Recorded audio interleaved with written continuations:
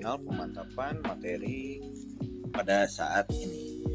Di part yang kelima ini, kita akan membahas topik yang sangat penting di dalam dunia bisnis, yaitu strategi tata letak. Tata letak yang tepat dapat meningkatkan efisiensi, produktivitas, dan keuntungan dari bisnis kalian semua. Yuk, tanpa berlama-lama lagi, mari kita simak di materi pemantapan ke part 5 ini.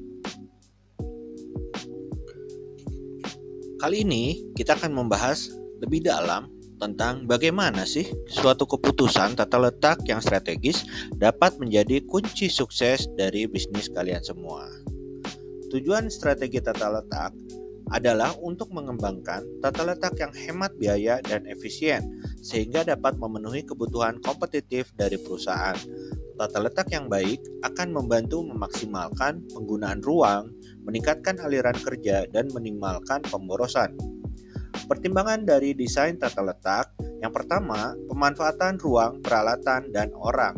Tata letak yang baik akan memaksimalkan penggunaan ruang, peralatan, dan sumber daya dari manusia.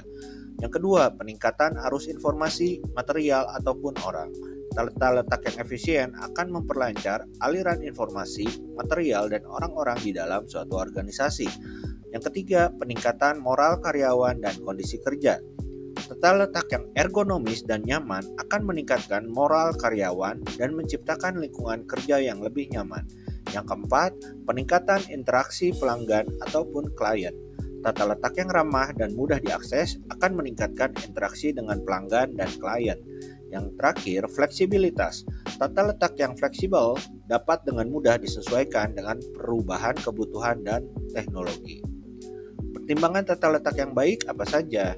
Yang pertama, peralatan penanganan material akan mempermudah dan mempercepat proses penanganan material. Kapasitas dan kebutuhan ruang. Tata letak harus mempertimbangkan kapasitas dan kebutuhan ruang yang diperlukan. Yang ketiga, tata letak yang memperhatikan estetika dan lingkungan akan menciptakan suasana kerja yang lebih nyaman dan menarik. Yang keempat, aliran informasi harus lancar dan mudah diakses oleh semua pihak yang berkepentingan. Dan yang kelima, tata letak harus minimalkan biaya perpindahan antara area kerja. Contoh penerapan strategi tata letak.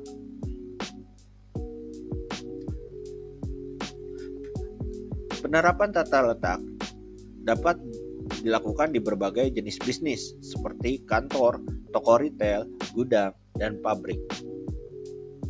Kita akan membahas bagaimana tata letak yang tepat pada meningkatkan efisiensi, produktivitas, dan keuntungan bisnis di selanjutnya. Kali ini kita akan membahas lebih detail tentang berbagai jenis tata letak yang bisa diterapkan untuk meningkatkan efisiensi dan efektivitas dari suatu bisnis.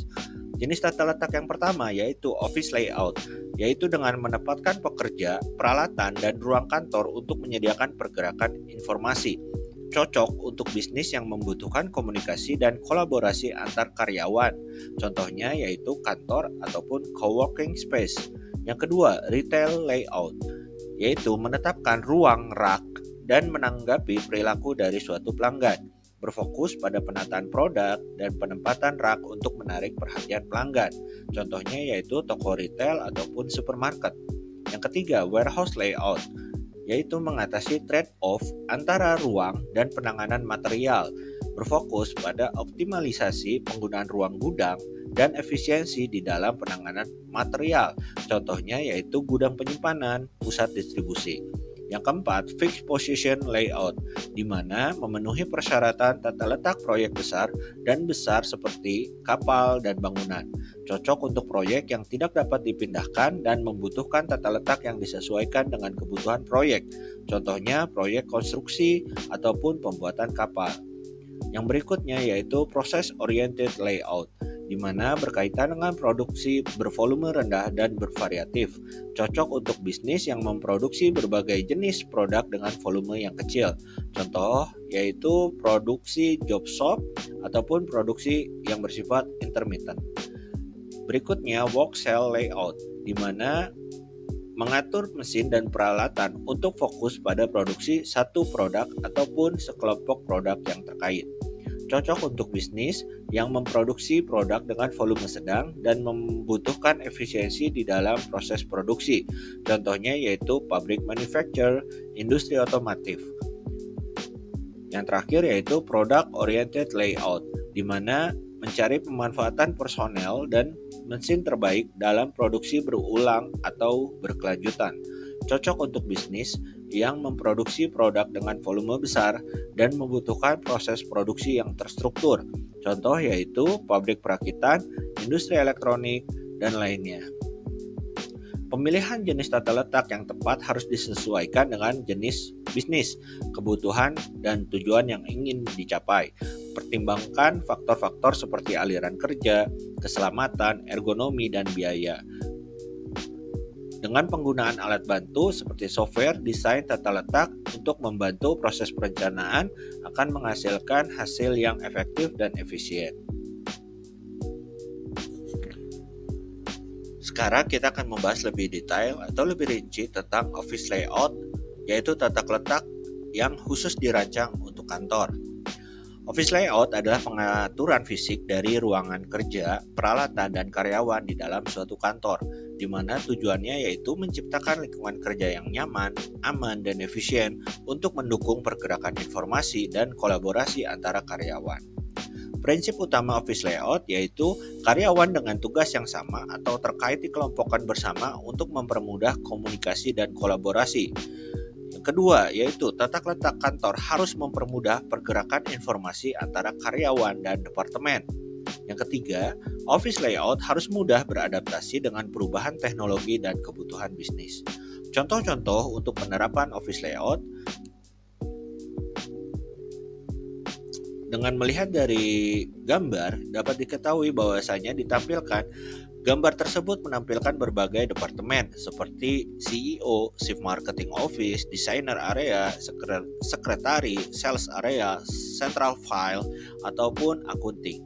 Setiap departemen tersebut memiliki posisi-posisi yang strategis untuk memudahkan komunikasi dan pergerakan informasi. Faktor penting di dalam office layout yang pertama, kenyamanan. Kantor harus dirancang untuk memberikan kenyamanan bagi para karyawan, seperti pencahayaan yang cukup, suhu ruang yang nyaman, dan furniture yang ergonomis. Yang kedua, keamanan. Kantor harus aman dan terhindar dari bahaya, seperti kebakaran, banjir, ataupun pencurian. Yang ketiga, efisiensi, yaitu dengan tata letak kantor harus membantu meningkatkan efisiensi kerja, seperti meminimalkan waktu perjalanan antar departemen dan mempermudah akses terhadap peralatan dan sumber daya. Sekarang kita akan membahas lebih detail tentang retail layout, yaitu tata letak yang khusus dirancang untuk toko-toko retail. Pengertian dari retail layout adalah pengaturan fisik dari ruang toko, rak, dan produk untuk menarik perhatian pelanggan dan adanya pendorongan untuk membeli. Tujuannya yaitu untuk memaksimalkan keuntungan per kaki persegi ruang lantai dan meningkatkan penjualan. Prinsip utama retail layout yaitu paparan pelanggan. Produk yang paling banyak diminati atau yang ingin dipromosikan ditempatkan di area yang mudah dilihat dan diakses oleh pelanggan. Alur pergerakan. Tata letak dirancang untuk mengarahkan pelanggan melalui alur pergerakan yang natural dan mudah diikuti. Yang ketiga, kelompok produk. Produk yang sejenis dikelompokkan bersama untuk mempermudah pelanggan menemukan apa yang mereka cari. Gambar yang kalian lihat yaitu merupakan contoh dari retail layout yang umum digunakan di supermarket. Gambar tersebut menampilkan berbagai kategori produk seperti dairy, meat or fish, cheese, wine, beer, food, deli, bakery produce, fast food, dan yang lainnya. Setiap kategori produk ditempatkan di area yang strategis untuk memudahkan pelanggan menemukan apa yang mereka cari. Faktor penting di dalam suatu retail layout, yaitu yang pertama, ruang rak terbatas. Toko retail harus memaksimalkan penggunaan ruang rak dengan mengatur penempatan produk secara efisien. Jumlah produk baru, toko retail harus memberikan ruang yang cukup untuk menampilkan produk baru dan menarik untuk perhatian pelanggan. Yang ketiga, informasi penjualan. Toko retail harus menyediakan informasi yang jelas dan mudah dipahami mengenai produk seperti harga, deskripsi, dan promo. Yang keempat, kontrol inventaris, di mana toko retail harus memiliki sistem kontrol inventaris yang baik untuk memastikan ketersediaan produk dan meminimalkan kerugian. Sekarang, kita akan membahas mengenai warehousing dan storage layout, yaitu tata letak yang khusus dirancang untuk gudang penyimpanan. Warehousing and storage layout adalah pengaturan fisik dari ruang gudang, rak penyimpanan, dan jalur pergerakan material untuk memaksimalkan efisiensi penyimpanan dan penanganan material. Tujuannya yaitu untuk mengoptimalkan trade-off antara biaya penanganan dan biaya yang terkait dengan ruang gudang. Prinsip utama yaitu memaksimalkan volume gudang. Tata letak gudang harus memaksimalkan penggunaan ruang gudang dan memanfaatkan volume penuhnya. Yang kedua, meminimalkan biaya penanganan material, yaitu tata letak gudang harus mempermudah pergerakan material dan meminimalkan biaya penanganan material. Yang ketiga, mencegah kerusakan dan kerugian. Tata letak gudang harus dirancang untuk meminimalkan kerusakan dan kerugian material selama proses penyimpanan dan penanganan. Gambar yang kalian lihat merupakan salah satu contoh warehousing dan storage layout yang umum digunakan. Gambar tersebut menampilkan rak penyimpanan, jalur konveyor, area staging, dan area pengiriman dan area penerimaan. Setiap area memiliki posisi yang strategis untuk mempermudah pergerakan material dan meminimalkan biaya penanganan. Faktor-faktor yang penting di dalam suatu warehousing dan storage layout, yang pertama yaitu biaya penanganan material. Pertimbangkan biaya transportasi, penyimpanan, pencarian, dan pergerakan material. Yang kedua, efisiensi penanganan. Pastikan jalur pergerakan material mudah diakses dan tidak terlalu rumit. Yang ketiga, keamanan material. Pastikan area penyimpanan aman dan terhindar dari kerusakan, kehilangan, ataupun pencurian. Fleksibilitas. Tata letak gedung atau gudang harus mudah beradaptasi dengan perubahan kebutuhan dan jenis material yang akan disimpan. Berikutnya, kita akan membahas lebih detail tentang fixed position layout, yaitu tata letak yang khusus dirancang untuk proyek-proyek yang besar dan kompleks, di mana fixed position layout adalah suatu pengaturan fisik dari proyek besar yang tidak dapat dipindahkan, sehingga pekerja dan peralatan datang ke lokasi proyek. Contohnya yaitu pembuatan kapal, pembuatan pesawat terbang, ataupun bangunan besar. Prinsip utama fixed position layout yang pertama, produk tetap di satu tempat. Proyek besar seperti kapal atau pesawat terbang tidak dapat dipindahkan, sehingga pekerja dan peralatan harus datang ke lokasi proyek. Yang kedua, pergerakan pekerja dan peralatan. Pekerja dan peralatan bergerak ke lokasi proyek untuk melakukan tugas yang diperlukan. Yang ketiga, kebutuhan material yang berbeda. Kebutuhan material untuk proyek besar biasanya berbeda-beda pada setiap tahap proyek. Yang keempat, volume material yang bersifat.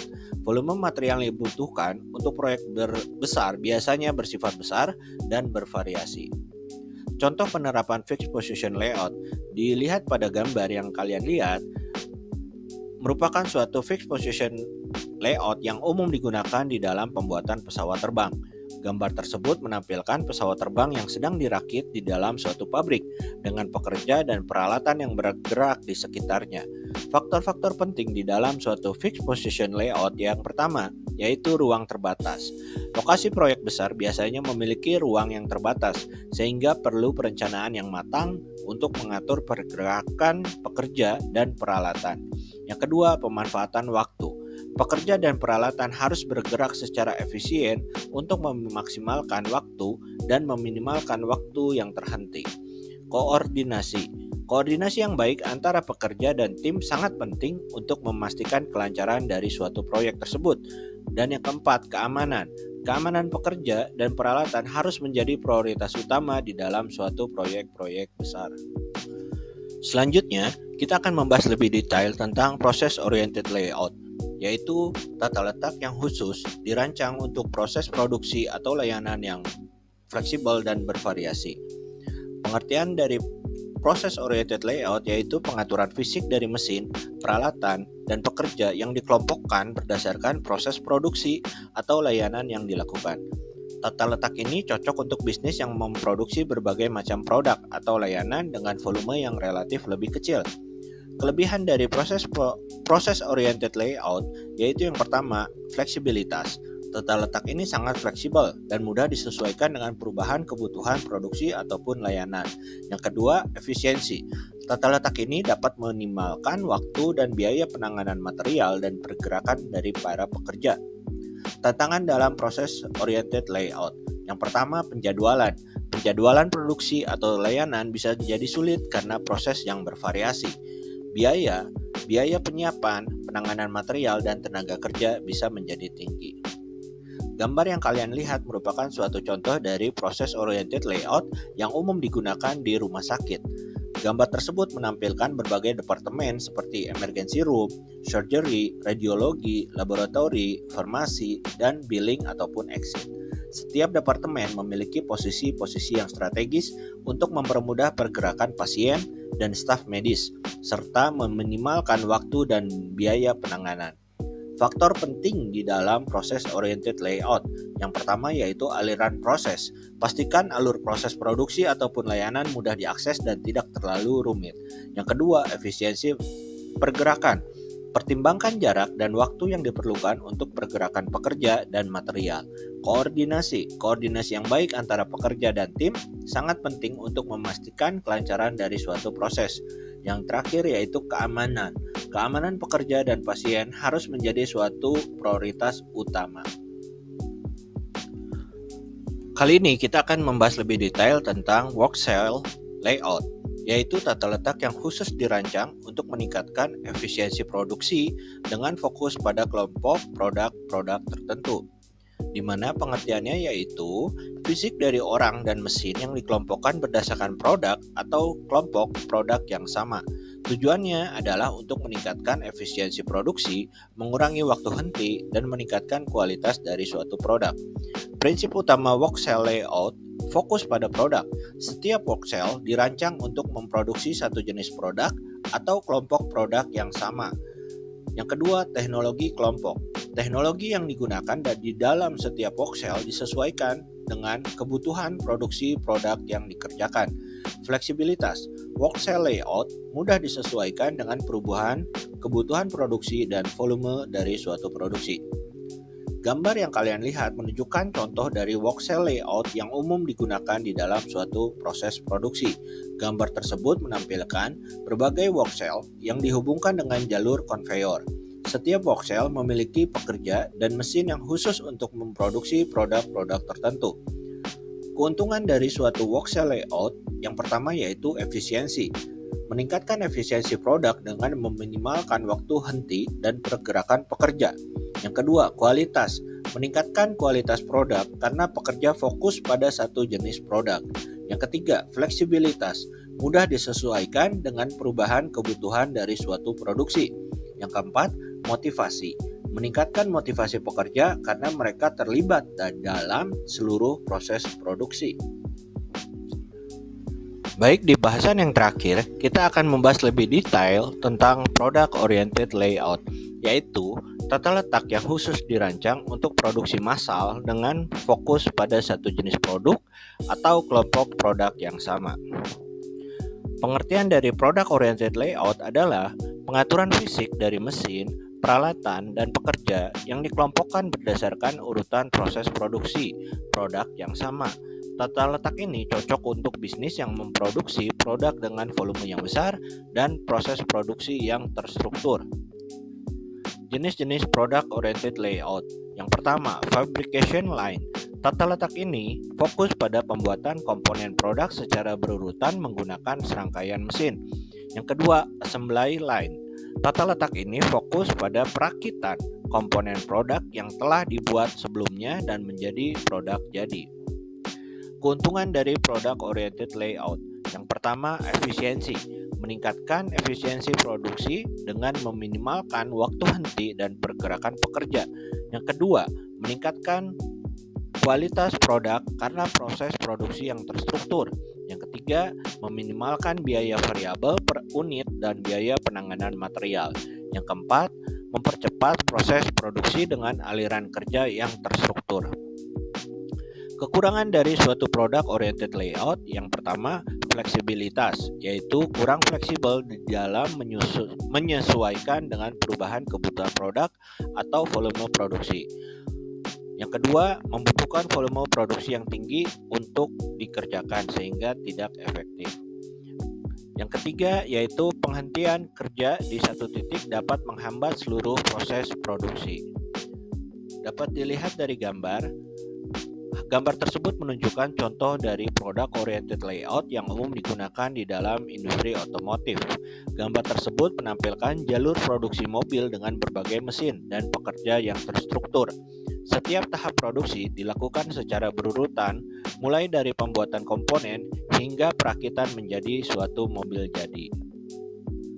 Nah, itulah penjelasan tentang jenis-jenis mengenai layout strategi. Semoga video ini bermanfaat untuk kalian dan membantu kalian dalam memilih tata letak yang tepat untuk bisnis yang kalian lakukan atau pemahaman kalian mengenai tata letak. Jangan lupa untuk subscribe channel ini untuk mendapatkan video-video menarik lainnya tentang dunia bisnis.